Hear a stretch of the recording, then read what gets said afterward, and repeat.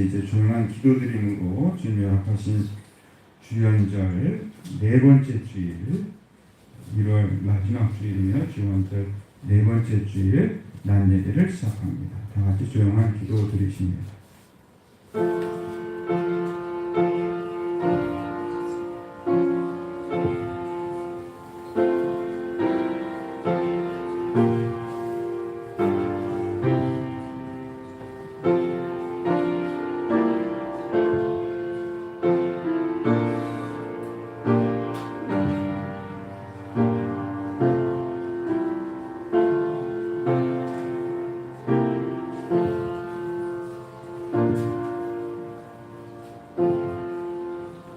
여호와는 광대하시니 우리 하나님의 성 거룩한 산에서 극진히 찬송하리로다.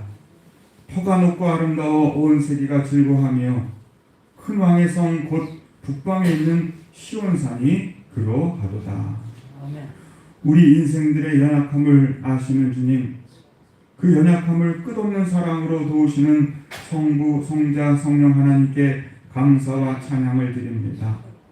오늘도 십자가의 크신 사랑과 그 능력을 의지하여 거룩한 예배당에 나왔사오니 주여 우리를 받아 주시옵소서.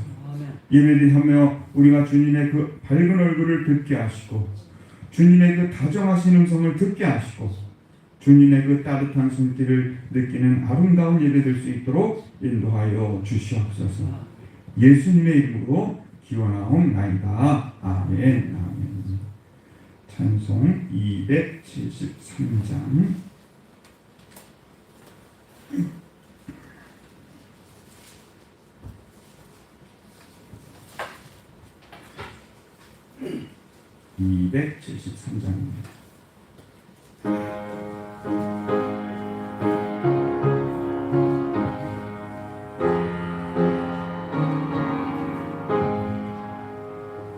나 주를 멀리 떠났다 이제 옵니다.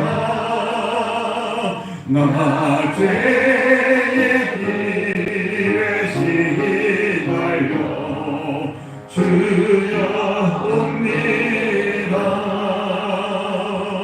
나 이제 왔으니 내 짐을 찾아 주여 나를 받으사 맞아주소서.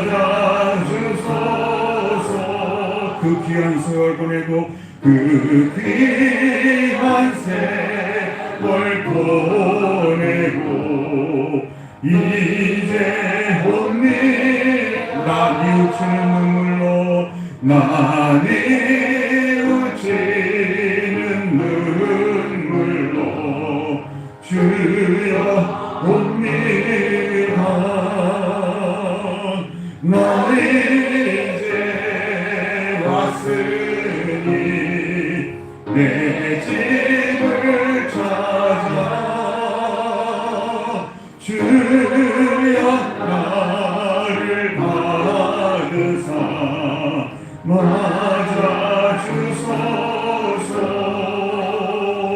나 죄에 매여 고달파 이제 옵니다.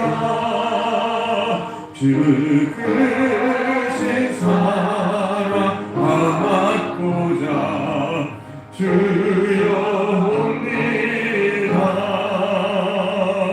나 이제 왔으니 내 짐을 찾아 주여 나를 받으사 맞아주소서. 이 병든 맘을 고치려 이 병든 마음을 고치려 이제 옵니다.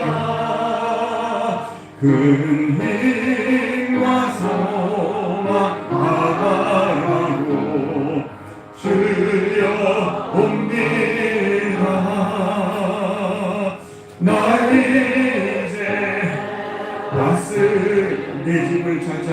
내 짐을 자 주여 나를 받으사 주여 나를 맞아주소서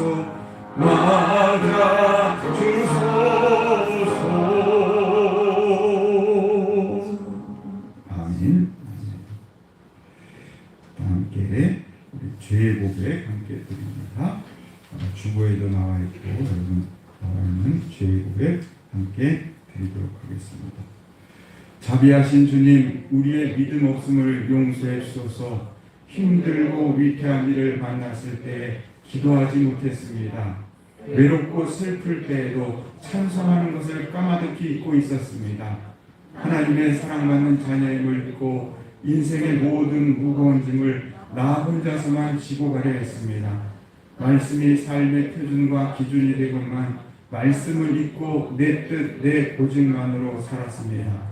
그러다가 이렇게 지치고 낙심하였습니다. 주여 내 마음에 오사 모든 어리석음을 용서해 주시고 말씀이 주신 예수님처럼 말씀대로 살아가며 하나님의 뜻을 이 땅에 이루는 참 제자가 되게 하옵소서. 예수님 이름으로 기도드립니다. 아멘. 아멘. 우리의 모든 죄와 허물을 용서하실 분 합니다. 또한 더 큰 은혜로 우리에게 늘 역사하시는 하나님의 말씀을 받으시기 바랍니다. 여호와 우리 하나님이여, 주께서는 저에게 응답하셨고 저희의 행한 대로 갚기는 하셨으나 저희를 사하신 용서하신 하나님이시이다. 아멘.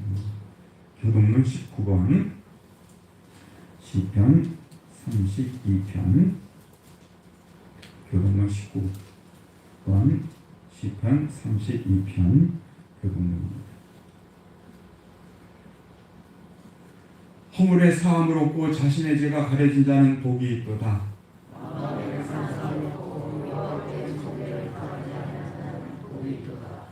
내가 입을 열지 아니할 때 종일 신음함으로 내 뼈가 쇠하였도다.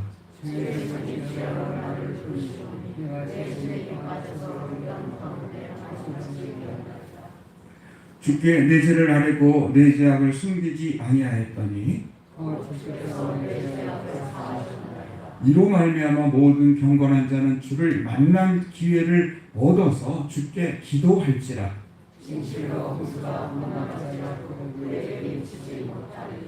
주는 나의 은신처이오니 환난에서 나를 보호하시고 너희 의인들아 여호와를 기뻐하며 즐거워할지어다. 아멘. 아멘. 성경 1장입니다. 만복의 근원 하나님, 성경 1장.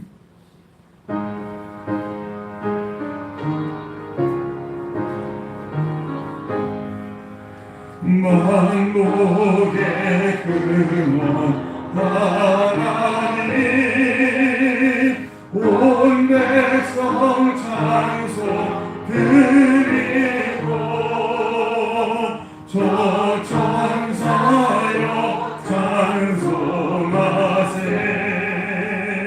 찬송 성부 성자 성령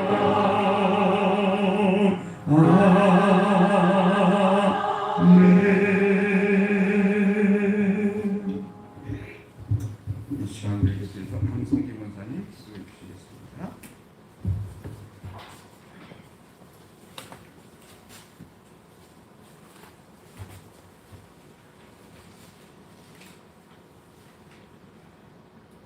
지금도 살아계셔서 역사하시고 여기에 함께 계시는 하나님 아버지 감사를 드립니다. 이제 지난 한 해를 되돌아보는 시간은 다 지나가고 새로운 한 해를, 새로운 열매를 기대하며 살아가기를 벌써 한 달이 되어갑니다. 지난 한 달 동안 저희들이 새로운 계획과 새로운 다짐과 새로운 열매를 기대하며 기도했던 것들이 하나도 빠짐없이 올 한 해 동안 모두 이루어지기를 간절히 기도하오니 주님께서 저희들과 함께 하시어서 도우시고 다 이룰 수 있도록 역사하여 주시옵소서. 저희들을 구속하여 너는 내 것이라 지명하여 주신 우리 주 하나님 아버지, 지난 한 주간은 무서운 한파와 코로나19의 흑암 같은 세상에서 건강과 안전으로 지켜주신 은혜를 생각할 때에 이 시간 우리가 드리는 이 예배의 시간만큼은 온전한 마음으로 주님만 바라보게 하여 주시옵소서. 예배하는 그 처소에 우리 성령께서 임재하시어서 성령 충만함으로 오직 주의 은혜를 사모하게 하여 주시옵소서. 그러나 저희들은 너무나 부족하고 연약하여서 주님만을 바라보지 못하고 마음 가는 대로 한 주간을 살아왔음을 이 시간 고백합니다. 주님의 그 거룩한 보혈로 깨끗이 씻어 주시옵소서. 그래서 이 시간 교회와 온라인으로 예배드리고 있는 모든 심령마다 마음의 평안과 주님이 주시는 화평을 얻게 하여 주시옵소서. 가정의 근심과 교회의 근심과 또한 육체의 고통을 가지고 있는 모든 성도들에게 함께하여 주시고 역사하여 주셔서 여호와 라파 우리 주님께서 생명나무의 잎사귀로 깨끗이 치료받을 수 있도록 역사하여 주시옵고, 그 치료가 우리 주님을 기쁘시게 하며 간증할 수 있는 성도로 또한 더 큰 열매로 세상에 전파하는 전도자가 되도록 역사하여 주시옵소서. 바람을 꾸짖어서 잔잔하게 하여 주신 우리 주 하나님 아버지, 이 시대 악한 공포에 코로나19에도 일부도 잔잔하게 하여 주시옵소서. 그래서 많은 사람들이 일자리를 잃고 경제적인 어려움에 처해 있는 이 지역 경제가 회복되며, 또한 이 재단에서 함께 모여 찬양하고 예배를 드리며 정다운 식탁의 교제를 나눌 수 있는 시간이 속히 오게 하여 주시옵소서. 우리 교회를 성령으로 인도하여 주시는 하나님 아버지, 60여 년 전 우리 교회를 이 지역에 세우신 것은 교회를 통하여서 이 지역 사회를 변화시키기 위한 하나님의 뜻이 있는 줄 압니다. 그래서 우리 교회가 이 지역 사회를 그리스도의 빛을 비추는 구원의 방주가 되게 하여 주시옵소서. 말씀으로 일하신 하나님 아버지, 2021년에도 우리 교회에 말씀의 지팡이, 말씀의 문설주, 말씀을 크게 즐거워하는 자들로 목표를 세워주셨으니 저희 모든 성도들이 이 말씀을 붙잡고 주님의 발자취를 쫓으면서 아버지께 영광만을 올려드리는 저희 교회와 성도들이 되도록 인도 주장하여 주시옵소서. 또한 우리 교회에 여러 기관들이 있습니다. 코로나19로 인하여 모이지 못하고 있는 이 속회와 남녀선교회를 도우셔서 하나님의 일들을 통하여 다시 활기를 찾고 열심을 내는 우리 모두가 되도록 인도하여 주시옵소서. 우리를 도우시는 하나님 아버지, 이 어려운 환경 속에서도 조촌교회 창립기념주일, 지방의 장로고시, 지방의 등 여러 가지 행사들이 예정되어 있습니다. 지금 전국의 교회들이 어려움을 당하는 중에 정부의 방역 지침을 따르지 않아 발생되고 있는 여러 가지 비난을 통하여 더욱더 어려움에 처한 가운데 있사오니, 이럴 때일수록 우리 모두가 더욱더 기도하며 철저히 방역 수칙을 준수하여서 이 모든 행사들이 온전하게 치를 수 있도록 역사하여 주시옵고, 이 모든 일들을 이끌어가시는 감리사님께 힘과 능력과 지혜를 더하여 주셔서 이 어려움을 이기고 승리하시며 지난 2년간의 어려움 속에서도 감리사의 직분을 잘 감당하신 목사님을 축복하여 주시고 유종의 미를 거둘 수 있도록 역사하여 주시옵소서. 아버지여, 귀하신 말씀을 들고 단위에 세우신 목사님을 축복하셔서 그 입을 통하여 대언하실 때에 아버지의 놀라운 은혜와 말씀이 되게 하여 주시옵고, 그 말씀이 오병이어의 기적의 말씀이 되게 하여 주시옵고, 그 말씀이 치료하는 광선이 되게 하여 주시옵고, 그 말씀에 에스겔에 불어닥친 생명바람이 되게 하여 주시옵고, 그 말씀이 생수 같은 주의 성령을 폭포같이 부어주시는 말씀이 되어 우리 듣는 저희에게 모든 성도들에게 임하는 놀라운 말씀이 되게 하여 주시옵소서. 듣는 저희들에게 들을 길을 허락하여 주시고, 그 말씀을 가지고 세상에서 좋은 열매를 많이 맺는 성도들이 되게 하여 주시옵소서. 거룩하시고 저희에게 생명수를 주시는 주님의 이름으로 기도드렸습니다. 아멘.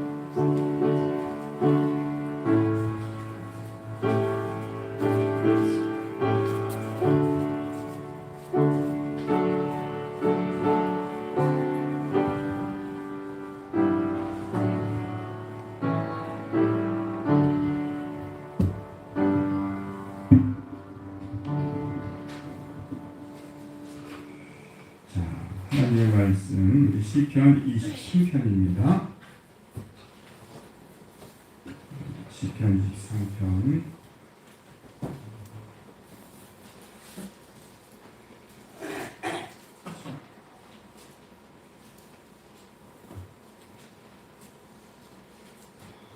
시편 23편 페이지로 818페이지. 시편 23편 1절부터 제가 이건 새번역입니다. 표준 새번역으로 지난 주에는 제가 공동번역으로 읽었는데 이번엔 표준 새번역으로 읽겠습니다. 여러분 표준 새번역 조금 다릅니다. 시편 23편 1절부터 다윗의 노래 제가 공독하겠습니다. 주님은 나의 목자시니 내게 아쉬움이 없어라. 나를 푸른 풀밭에 누이시며 쉴만한 물가로 인도하신다.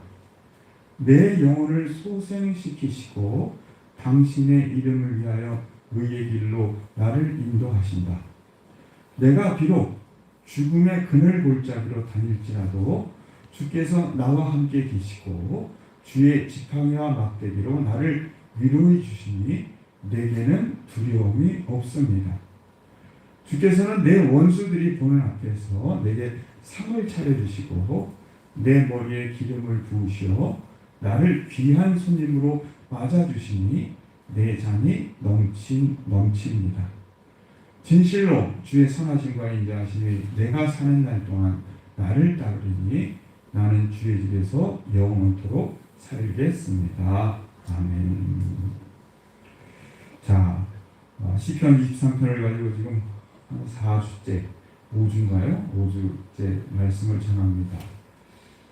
저는 이 다윗의 이 고백이 여러분들의 2021년도의 고백이 되시고 그 행복 속에 세상 행복이 아니죠. 주님 안의 행복 속에 거하시길 주님으로 축원드립니다. 그 1절 우리 잠깐 여기 세번역에 있는 우리 함께 다윗의 노래 그 다음부터 우리 함께 있습니다. 주님은 나의 목자시니 내게 아쉬움이 없도다. 아쉬움이 없도다. 여러분 아쉬움이 없다. 부족함이 없다. 아쉬울 것이 없어라. 이 말은 다른 얘기를 하면 나는 행복하다는 거예요. 그렇죠? 나는 행복하다는 겁니다. 어떤 행복입니까? 무엇이 풍부하고 넘쳐나는 행복이 아니라 나에게 부족함이 없는 그냥 내 안에 늘 넘치는 그 은혜의 삶, 아쉬움이 없는 삶. 저는 이 말씀을 이제 그 세번역으로 보면서 그래 하나님이 나의 목자가 되시면 나에게는 행복이 있어. 나에게 찾는 행복이 있어. 여러분 이 말씀의 거울을 가지고 나는 이 행복이 나에게 있는지 주님이 나의 목자이시기에 내게 이런 행복이 있는지 한번 자기 자신을 진단해보는 여러분들 되시기 바랍니다.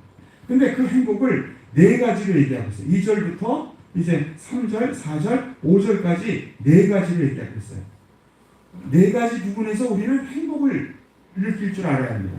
내가 주님 안의 행복을 느낄 줄 알아야 돼요. 2절은 무엇입니까? 무슨 풀밭에 누이시고 푸른 풀밭에 누이시고. 여러분 제가 여러분들에게 자꾸 따라하라고 얘기하는 이유는 오늘따라 여러분들이 입이 딱 굳어있는 것 같아요.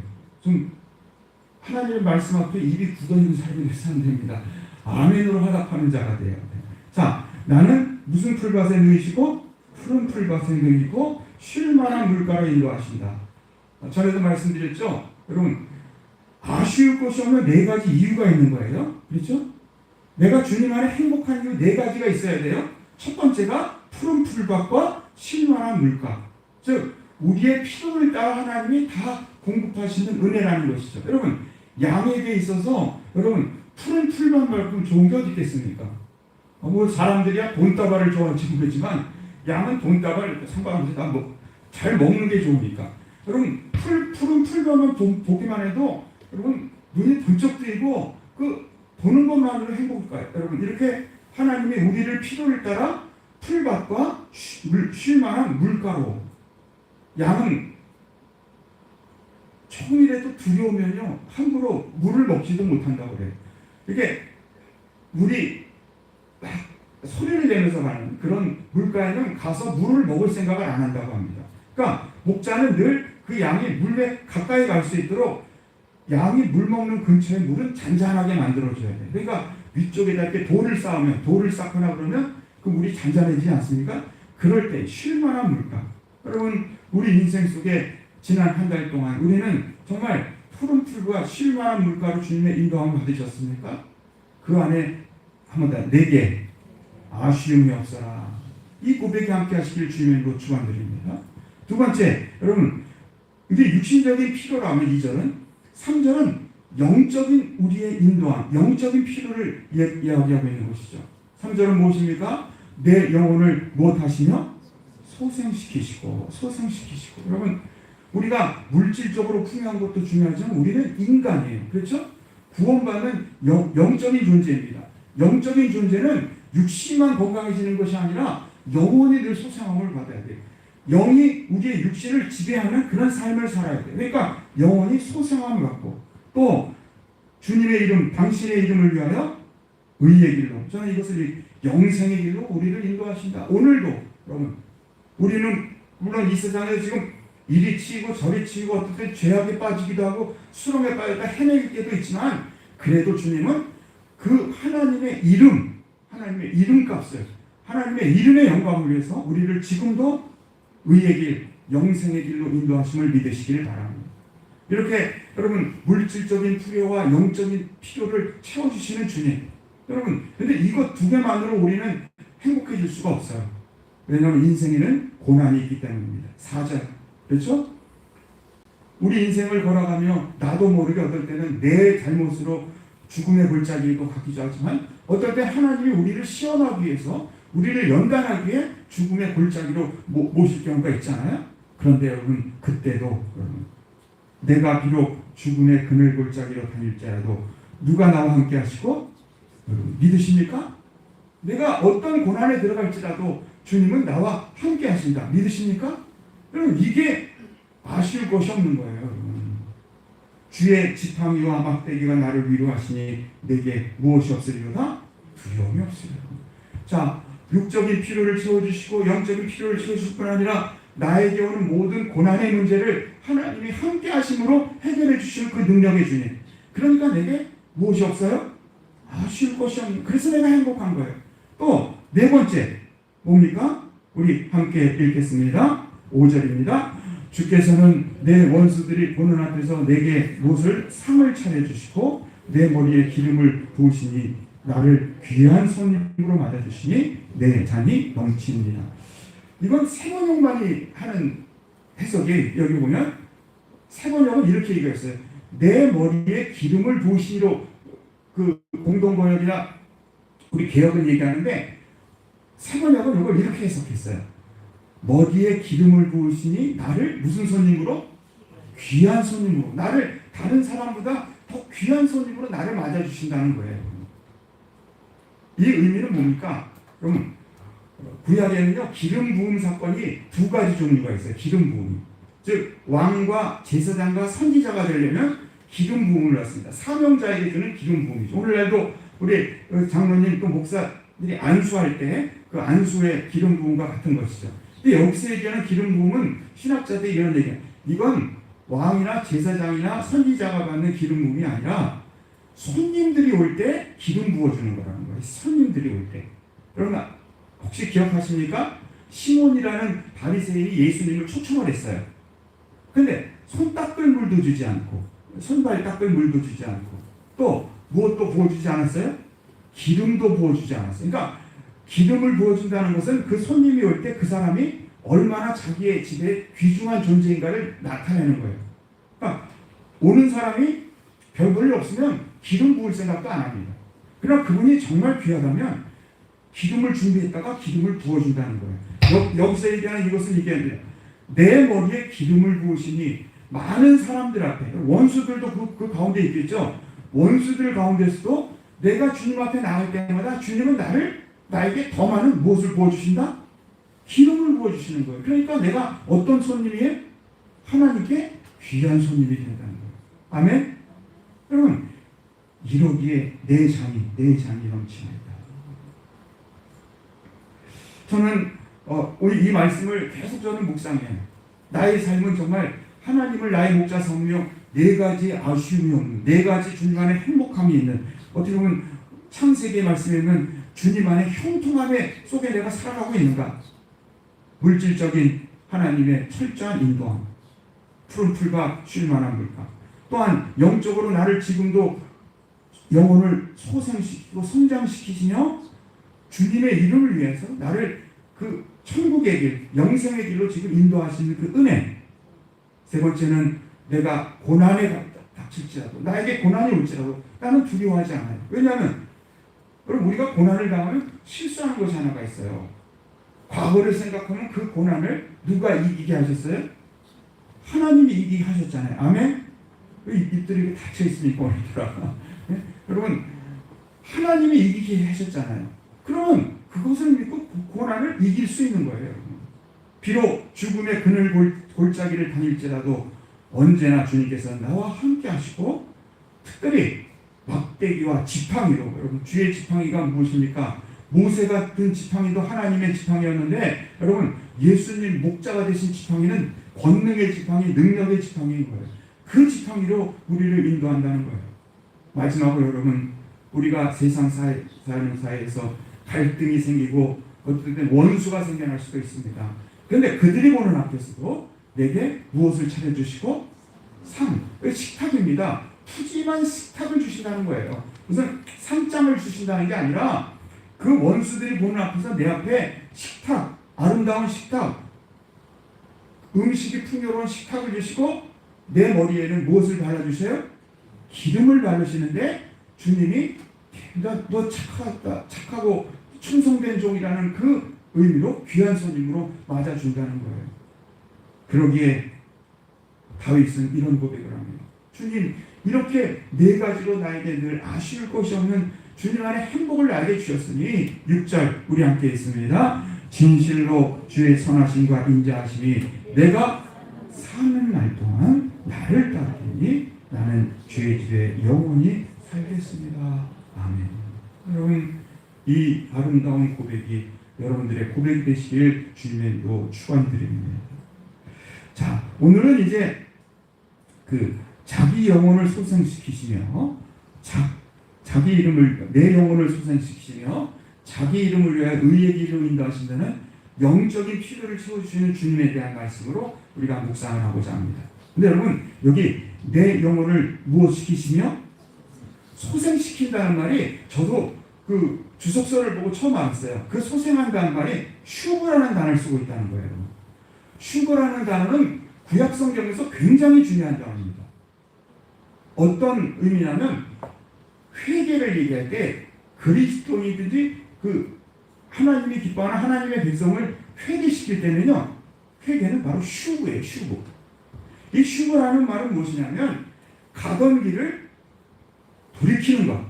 그러니까 가던 길을 가다가 멈춰서서 우는 것으로 끝나는 것이 아니라 깨닫는 것으로 끝나는 것이 아니라 슈브는 가던 길을 깨닫고 눈물을 흘렸으면 돌이켜 반대길을 향하는 것. 죄악을 떨쳐버리고 하나님이 기뻐하는 삶으로 변화되는 것을 슈브라고 합니다. 특별히 이사야서에 보면, 그 이사야서의 1장에 보면 그 죄악을 범한 이스라엘 백성들을 향해 돌아오라 말씀하실 때 이게 슈브를 사용한다는 거예요. 여러분, 이 말씀은 무엇입니까? 앞에는 풀과 정말 그리고 생수의 강을 통해 육신의 필요를 주실 뿐 아니라 주님은 우리의 영혼을 소생시키고 있는데, 어떤 소생이냐면 바로 우리의 죄를 주님 앞에 회개하게 하시고 그 죄를 말끔히 씻어주심으로 우리가 가던 길을 돌리는 영혼의 전환이 있음을 말씀하고 있어요. 그러니까 슈브의 전제는 뭐냐면 바로 예수 그리스도의 보혈의 피가 내 속에 있는 죄를 깨끗이 씻길 때 바로 영혼이 소생을 받는 가장 귀한 시작임을 기억하시기 바랍니다. 여러분, 영혼의 소생을 원하십니까? 다른 방법이 없어요. 내 영혼이 슈브, 돌아서려면 내 영혼 속에 있는 죄악의 모든 권세들을 예수 그리스도의 보혈로 깨끗이 씻김 받는 아름다운 성도들이 되시기를 주님의 이름으로 축원드립니다. 이것이 되돌아오는 거예요. 이것이 되돌아오는 거예요. 이게 영혼의 소생입니다. 어떤 사람들은 내가 영적으로 하려면 뭐 더 육신적으로 건강해지면 내가 영적으로 더 성장이 되겠지. 물론 그것도 방법이지만 성경이 얘기하는 여기 지금 다윗을 통해 시편 23편 2절에 얘기하는 소생은 그런 소생이 아니에요. 육신이 건강해지면서 영혼이 더 건강해지는 그 건강이 아니라 영혼 자체에 있는 죄악의 모든 부분들을 예수 그리스도의 보혈로 씻김 받을 때만 이루어지는. 오늘 예배를 드릴 때 여러분 어떤 마음으로 주님 앞에 예배를 드립니까? 이만하면 됐지 뭐. 그러면서 주님 앞에 나와 예배 드립니까? 근데 주님이 기뻐하는 예배자는 어떤 예배자일까요? 내가 하나님 이만하면 됐죠 뭐. 내가 오늘 또 주님 만나러 왔는데 이런 예배자일까요? 아니면 주님 나는 죄인입니다. 나를 불쌍히 여기서는 그 예배자를 하나님이 기뻐하실까요? 지금도 주님이 찾으시는 예배자는 이런 예배자예요. 내 영혼을 소송시켜 주옵소서 합니다. 내 영혼을 휴거하여 주옵소서. 휴거라는 단어를 지금 제가 다 표현 못하겠어요. 저도 이걸 오늘 아침에 어제 저녁과 오늘 아침에 가가지고 여러분 휴거라는 단어가 얼마나 중요한 단어인지, 휴거가 없으면 진짜 거긴 믿음이 자리 잡을 수가 없는 거예요. 나의 죄됨, 나의 연약함, 나의 죄와 허물을 주님 앞에 솔직하게 고백하고 토설해놓고 그것을 그 피로, 옛날에는 어린 양의 피로 씻김 받지만 우리는 감사하게도 여러분 언제나 예수 그리스도의 십자가의 보혈을 생각하면 그 모든 죄악을 주님은 씻어주시다 약속하고 있다는 거예요. 오늘도 여러분 영원히 소상함을 받는, 영원히 휴감을 받는, 하나님 앞에 나올 때마다 여러분 건방진 모습을 가지고 건들건들한 모습을 가지고 주님께 나오는 게 아니라 정말 주님의 십자가의 보혈의 은혜 아니고는 내가 살 수 없음을 고백하는 아름다운 성도들이 되시길 주님의 축원드립니다. 또 자기 이름을 위하여 의의 길로 인도하신다. 하나님의 영광을 위해. 저는 이 의의 길을 이렇게 표현하고 싶어요. 영혼을 소생시키며 영생의 길로 인도하신다. 물론 이 세상을 살아가는 바른 길의 의미도 갖고 있습니다. 고든 길의 의미도 갖고 있습니다. 정직한 길의 의미도 있지만 종국에는 우리를 하나님의 영광을 위해 영생의 길로 인도하시는 그 하나님이라는 것이죠. 자, 그러면서 제가 이 말씀을 묵상하며 살 때 이제 지난 주간에 묵상하고 있는데 여러분 내 영혼을 소생시키시며라는 이 말 속에서 여러분 하나님의 관심은 우리의 육신에 먼저 관심을 가질까요? 영혼에 먼저 관심을 가질까요? 하나님의 눈은 우리의 육신이 아니라 우리의 혼도 아니요 우리의 뭐예요? 영의 첫 번째 관심이 있음을 성경은 얘기합니다. 영이신 하나님은 우리 영혼을 지켜보시며 영혼이 살아나길 원하시고 계시다는 거예요. 우리가 너무도 잘 아는 삼박자 구원이라는 말이 나온 요한 3서 1장 2절 이렇게 되어 있죠. 사랑하는 자여 무엇이 잘된 같이? 무엇이 잘된 같이? 내 영혼이 잘된 같이. 내가 범사에 잘되고 강건하길 내가 간구하노라. 여러분 이거 뒤바뀌어서는 안 돼요. 우리가 강건하기가 먼저가 아니라 육신적인 강건이 먼저가 아니라 먼저 무엇이 잘된 같이? 여러분 영혼이 잘된 같이. 우리의 범사에 잘되는 역사가 있다는 거예요. 마태복음 10장 28절에 봐도 주님이 이렇게 말씀합니다. 몸은 죽여도 영혼은 능히 죽이지 못하는 자들. 아무리 사단 마귀 원세는요 몸은 죽여도 영혼은 능히 죽이지 못하는 거예요. 그렇죠? 우리는 오직 몸과 무엇을? 영혼을 능히 지옥에 멸하시는 자를 두려워하라. 영혼이 먼저 하라는 거예요, 여러분. 우리는 자꾸 세상 일을 하다 보면 걱정되는 게 세상 일을 조금만 하다 보면 물질적으로 우리의 생각, 사고가 변합니다. 영적인 그 마음을 잃어버린다는 거예요. 베드로전서 1장 9절 믿음의 결국. 여러분 우리가 왜 신앙생활 합니까? 우리가 이렇게 모여서 예배생활 합니까? 그것은 무슨 구원을 받습니다? 무슨 구원을 받습니다?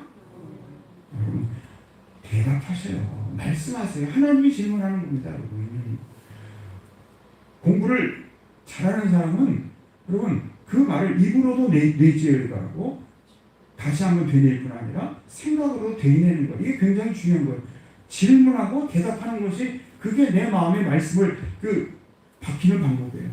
믿음의 결국은 뭡니까? 우리가 믿음 생활하는 그 종구, 그 이유가 뭡니까? 무엇의 구원을 위한? 여러분, 영혼의 구원을 위함이라는 거예요. 주님은 어떤 분입니까? 너희 영혼의 목자와 감독 되시는 이라 말씀하고 있어요. 우리 영혼의 목자라는 거예요. 하나님의 첫 번째 관심이 영혼이 됐, 여러분.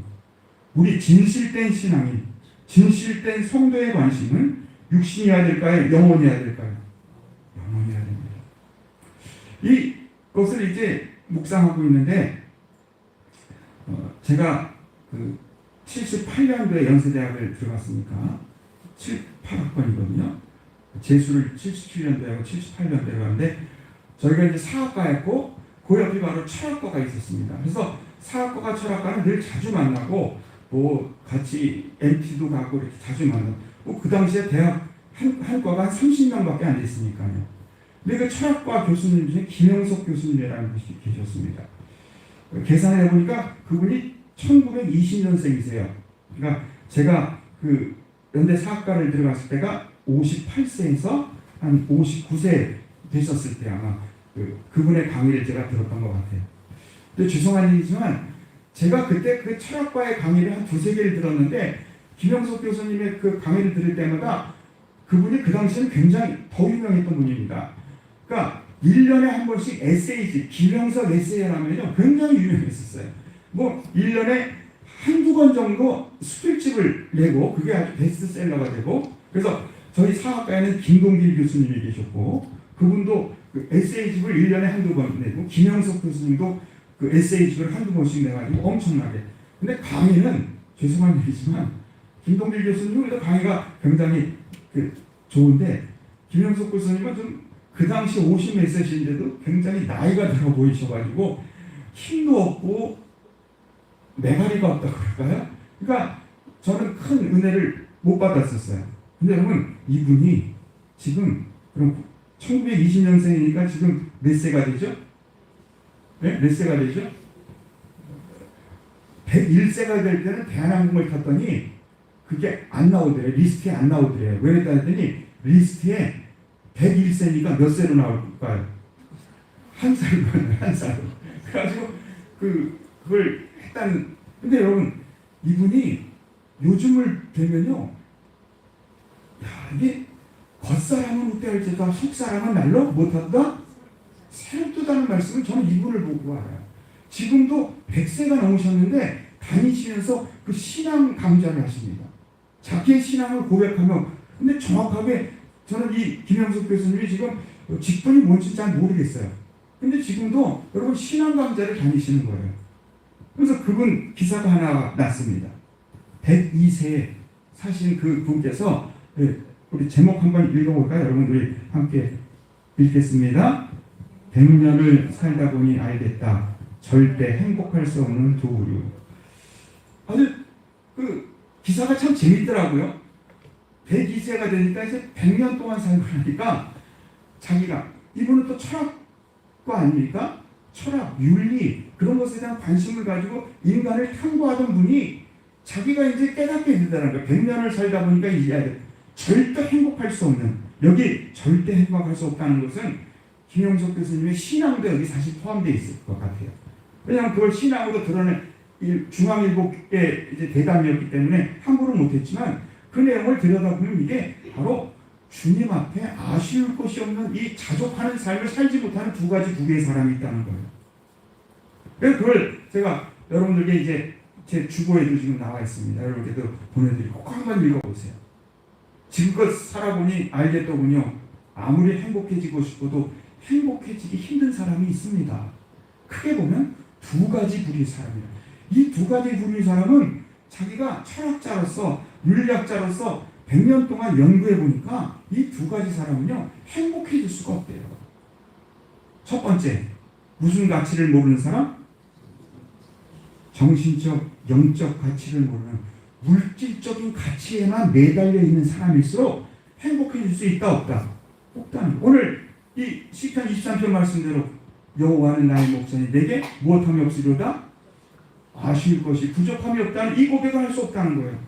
어떻게 보면 우리 뇌 속에도 정신적인 가치가 큰, 영적인 가치가 크게 살아가는 사람, 물질적 가치를 그것을 이렇게 자제하면서 그렇게 살아가는 사람은 행복하게 살 수 있지만, 신앙이 하더라도 정신적 가치보다 물질적 가치를 더 크게 생각하며 신앙생활하는 사람은 주님 안에서도 행복할 수 없다는 거예요. 두 번째, 어떤 사람이 행복할 수 없다고요? 이기주의자입니다. 그 내용을 그래서 제가 한번 들여다봤어요. 우선 정신적인 가치를 모르는 사람은 행복해질 수가 없습니다. 왜냐하면 돈이나 권력, 명예를 쫓는 사람이기 때문입니다. 물질적인 가치가 행복을 가져다 주지 않기 때문입니다. 거기에 행복을 찾기는 어렵습니다. 여러분, 요즘 세상은 그렇죠. 정신적 가치를 행복하려고 그래요? 물질적 가치를 행복하려고 그래요? 물질적 가치를 행복하려고 하죠. 그러나 여러분, 물질적 가치의 행복은 여러분 그게 행복일까요? 또 다른 욕망일까요? 다고다고하는 거머리일까요? 성경은 분명히 얘기하고 있어요. 물질적 가치를 쫓아가는 사람은 거머리, 그들이 그 피를 빨듯이 다고다고하는, 불이 붙으면 불이 여러분 어느 정도 하다가 내가 이만하면 됐죠 끊습니까? 불은 끝없이 펴져갑니까? 불이 풀에 나무를, 산을, 송두리 이제 삼킬 듯한 그런, 여러분 결코 거기에는 행복, 김영숙 교수님이 이런 얘기를 하는 거예요. 물질적 가치를 행복으로 생각하는 사람은 행복을 찾기 어려운데 거기에는 무엇이 없어요? 만족이 없기 때문입니다.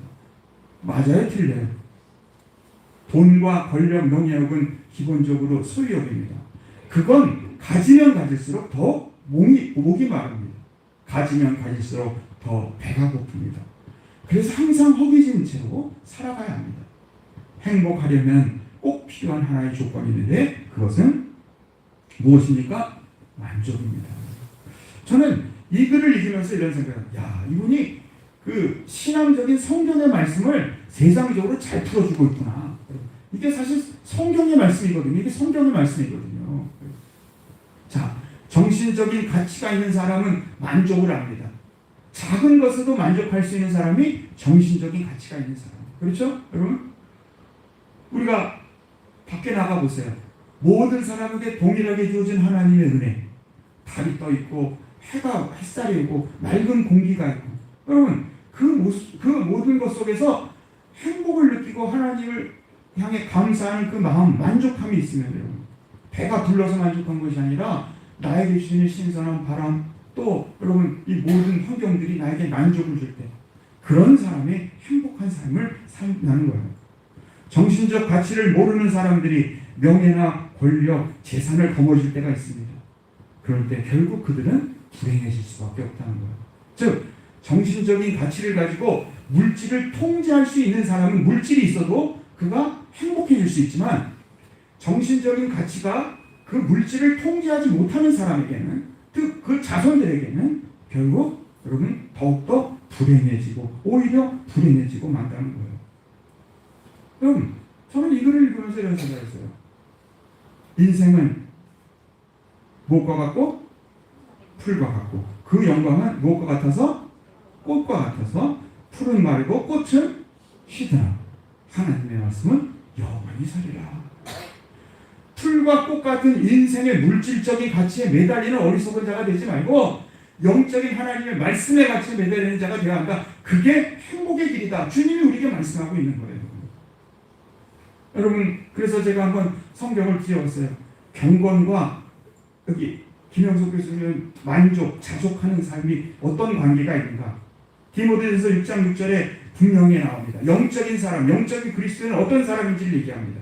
디모데전서 6장 6절, 외기도 쉬운데 6장 6절입니다. 디모데전서입니다.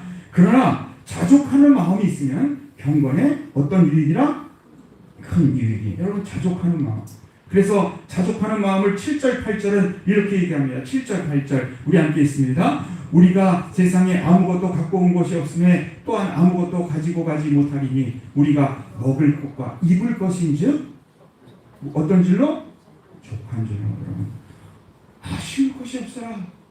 이게 바로 하나님이 기뻐하는 아름다운 신앙 아닐까요?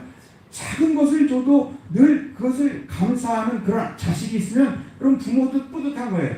근데 많이 줘도 맨날 투덜투덜대고 그냥 그런 자식에게 주고 싶은 마음이 없는 거예요. 자, 여러분 자족한 마음이 없는 그냥 부하려는 물질적인 가치에 먼저 그 목표를 두는 사람들의 어리석음을 9절부터 계속 또 얘기합니다.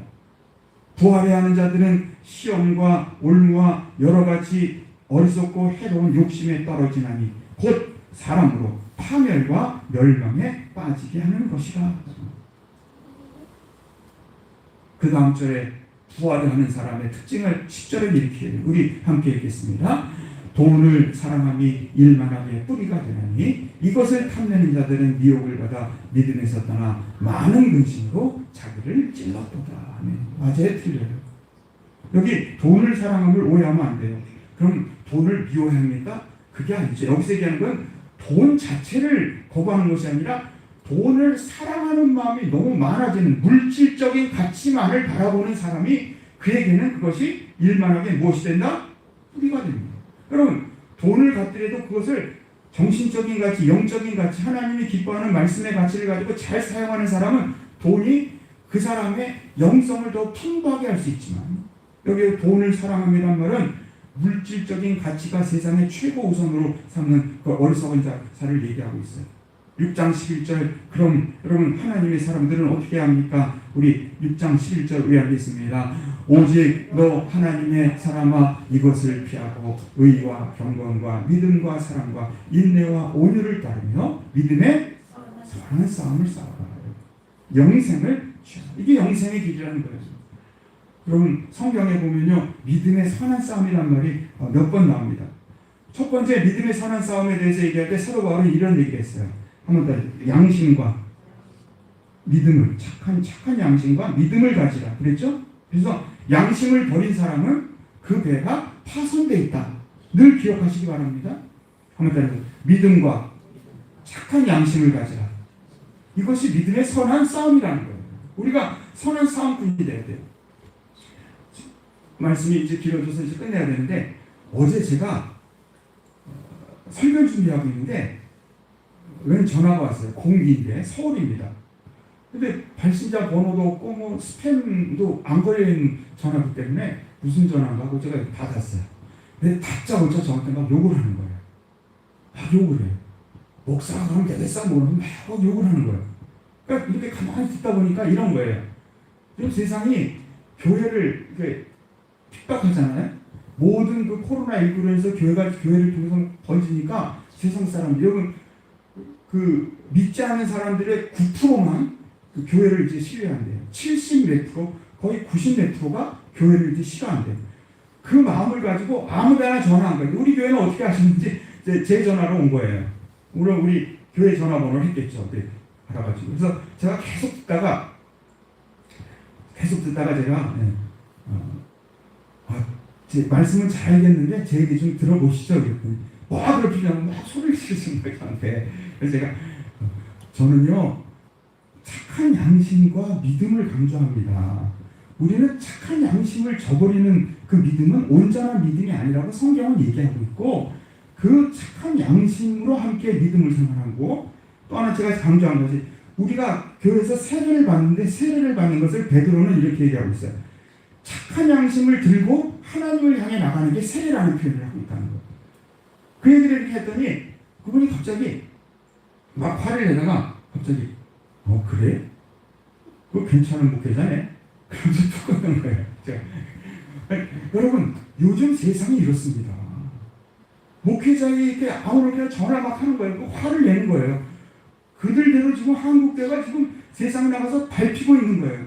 근데 여러분 정말 세상 사람들을 향해 한 가지 여러분들께로 여러분 진정한 신앙의 모습을 마음속에 담으시길 주님으로 축원드립니다. 저도 얼떨결에 전화를 받아가지고 제가 기억난 것이 양심과 믿음이라는 것을 가지고 늘 요즘 강조하잖아요. 여러분 착한 양심과 믿음, 여러분 착한 양심이 없으면 믿음의 배가 파손된다고 얘기하고 있고 사도 베드로는 그 세례를 이렇게 표현하고 있어요. 세례는 그냥 죄를 씻는 게 아니라는 거예요. 죄를 씻는 게 아니라 내게 있는 착한 양심을 다시 부여잡고 강하게 부여잡고 그 착한 양심을 가지고 하나님께 나가는 게 그게 세례라는 거예요. 여러분, 믿음의 사는 싸움, 바로 양심과 믿음으로 승리하는 여러분들 되시길 주님도 축원드립니다. 또 하나, 믿음의 사는 싸움 무엇입니까? 무엇을 피하는 거예요? 물질적인, 물질 만능주의. 여러분, 만몬, 하나님과 재물은 겸하여 섬길 수 있어요, 없어요? 없습니다. 그런데도 많은 그리스도인들이 지금도 하나님과 재물을 겸하여 섬기고, 사실 겸하여 섬기는 게 아니에요. 그들은요, 하나님을 이용해서 만몬을 섬기고 있는 거예요. 제가 그건 확신합니다.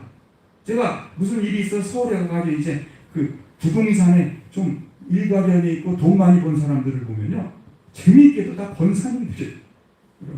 그러니까 얘기하다 보면 뭐 자기 자랑을 하고, 그리고 그 아파트 뭐 한 40채 갖고 그러면 자랑하잖아요.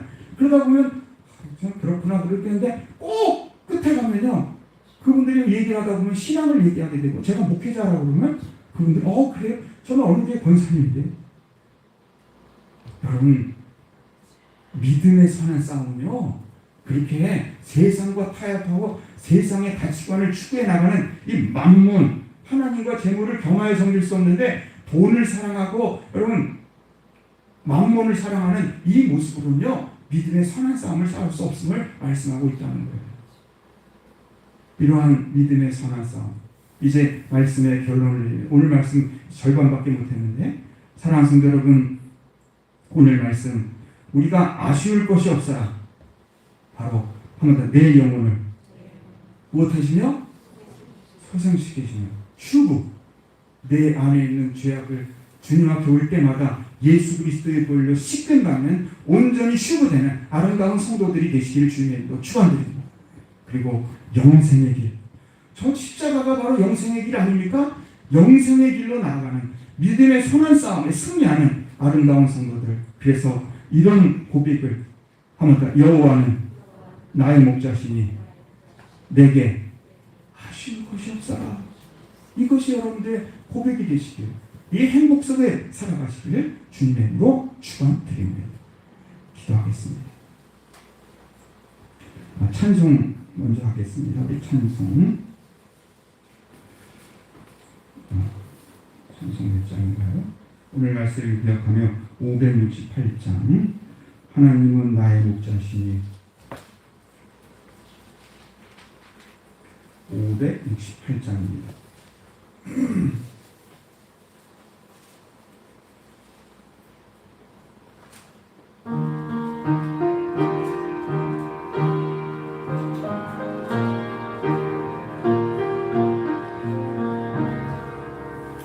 하나님은 나의 목자시니 내게 부족함이 없으리로다.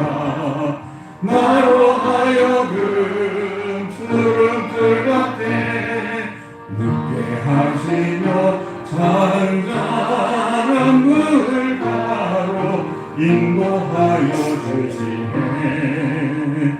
내 영혼을 구원하시오니 내게 감사함이 넘치나이다. 나로 하여금 모든 고난을 하늘의 평안을 있게 하여 주시네.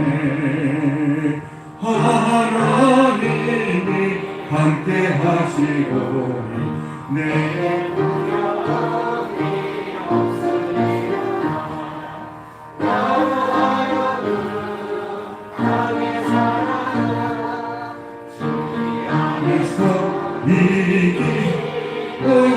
이기기에 항상 능력 주시네.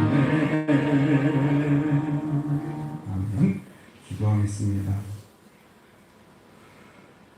여호와는 나의 목자시니 내게 부족함이, 내게 아쉬움이 없어라. 주님, 이 고백이, 이 다윗의 고백이 우리의 고백, 나의 고백, 2021년 우리의 가정의 고백이 될 수 있도록 인도하여 주시옵소서. 푸른 풀밭과 쉴만한 물가로 우리의 물질적인 필요를 따라 늘 인도하신 하나님의 은혜를 감사하는, 또한 주님, 영혼을 소생시키시며 우리 영혼 속에 있는 수많은 죄악의 그 그것을 벗길 수 있는 것은 오직 예수 그리스도의 보혈밖에 없사오니 우리가 주님 앞에 예배드리러 나올 때마다 주님의 보혈의 은혜를 다시 한번 새기면서 우리 속에 있는 영혼의 모든 죄악과 그 어두움, 그 추악한 죄의 세력들을 아버지 깨끗이 씻어 주시옵시며 하나님 앞에 온전히 회개의 삶으로 변화될 수 있도록 인도하여 주시옵소서. 또한 하나님의 영생의 길을 향해 한 걸음 한 걸음 나아가 하나님께 영광 돌릴 수 있도록 내 평생의 주의 인자하심과 선하심과 이상하심이 정령 따르는 아름다운 인생길 될 수 있도록 역사하여 주시옵소서. 이 모든 말씀 주 예수 그리스도 이름으로 간절히 기도드리옵나이다. 아멘.